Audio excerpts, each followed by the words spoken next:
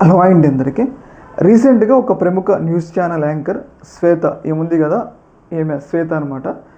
రీసెంట్గా ఆమె సూసైడ్ చేసుకుని చనిపోవడమే జరిగిందనమాట. ఆత్మహత్య చేసుకుంది. అయితే ఎందుకు ఆత్మహత్య చేసుకుందని చెప్పేసి కొంతమంది మీడియా ప్రతినిధులు వాళ్ళ నాన్నగారిని కొన్ని ప్రశ్నలు అడిగారు. ఎందుకు మీ కూతురు ఇలా ఆత్మహత్య చేసుకుంది, కారణాలు ఏంటి, ఏమైనా ఇబ్బందులు ఉన్నాయని చెప్పేసి వాళ్ళ నాన్నగారిని కొంతమంది మీడియా ప్రతినిధులు ప్రశ్నలు అడిగితే ఆయన కొన్ని కీలకమైన విషయాలు అయితే వెల్లడించారనమాట. ఆ విషయాలు ఏంటి అంటే, యాంకర్ సీత మొదటి పెళ్ళయిందనమాట. పెళ్ళైన తర్వాత ఆమె భర్తతో కొన్ని ఇబ్బందులు రావడం వల్ల విడాకులు తీసుకుంది, ఒంటరిగా ఉంటుంది. అయితే ఛానల్లో పనిచేస్తున్నప్పుడు పూర్ణచంద్రరావు అని చెప్పేసి ఒక వ్యక్తి పరిచయం అయ్యాడు. ఈమె ఒంటరిగా ఉంటుంది కాబట్టి ఈమెని ఎలా అయినా తను లోపరుచుకోవాలని అనుకుండు. అయితే ఆమెకు కొన్ని మాయమాటలు చెప్పి రిలేషన్లోకి తీసుకొచ్చిండు అనమాట. నిన్ను పెళ్లి చేసుకుంటా అని చెప్పేసి ఒక రిలేషన్లోకి తీసుకొచ్చిండు. అలా రిలేషన్లోకి తీసుకొచ్చిన తర్వాత ఈమె ఆయన మీద ఫోర్స్ చేస్తుంది. నన్ను పెళ్లి చేసుకో, మరి పెళ్లి చేసుకుంటా అన్నాం కదా, ఎన్నాళ్ళు ఎలా అని చెప్పేసి అడుగుతుంది. వాళ్ళిద్దరి మధ్య కొన్ని గొడవలు జరుగుతూ ఉన్నాయి, ఏదైతే ఈ పెళ్లి విషయం మీద.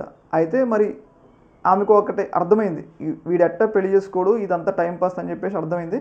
తీవ్రమైన మనస్తాపానికి అయితే గురైందనమాట. అలా గురి కావడం వల్ల ఇలా కమిటెడ్ సూసైడ్ చేసుకుంది అని చెప్పేసి వాళ్ళ నాన్నగారు అయితే వెల్లడించడం జరిగింది.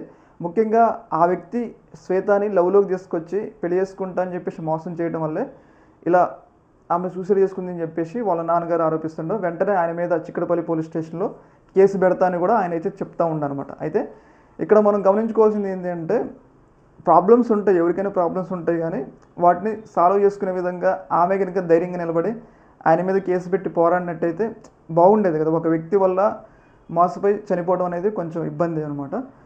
ఆయన మీద చర్యలు తీసుకోవాలని చెప్పేసి మనం కూడా కోరుకుందాం. అయితే అసలు కారణం ఇదనమాట, ఒక వ్యక్తి వల్లే చనిపోయిందని చెప్పేసి మనకైతే అర్థమవుతుంది. పూర్ణచంద్రరావు అనే వ్యక్తి స్వయాన వాళ్ళ నాన్నగారే చెప్పడం అయితే జరిగిందనమాట. ఈ యొక్క అంశంలో మీ యొక్క అభిప్రాయం కింద కామెంట్లో తెలియజేయండి. ఓకే మరి, థ్యాంక్ యూ.